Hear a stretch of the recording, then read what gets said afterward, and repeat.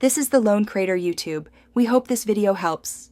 You're starting in Figma with the file open. Sign in if you haven't. First, verify you're on the correct page and that recent edits are saved, because an unsaved change won't appear to viewers. Next, publish components if you use a library so others see consistent elements.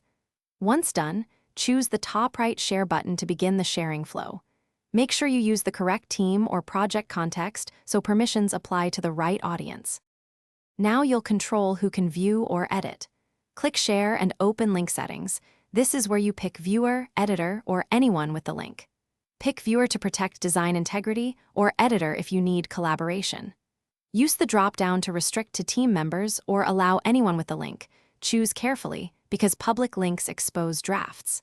After picking the role, press copy link or type emails to invite people directly and include a short note explaining what you want them to review. Finish by sending the link through your preferred channel and ask recipients to confirm access. Once they reply, you can adjust permissions from the same share dialog, change roles or revoke link access as needed.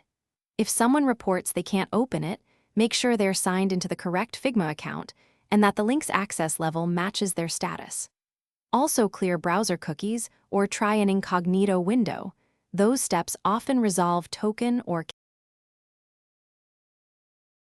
Thanks for watching.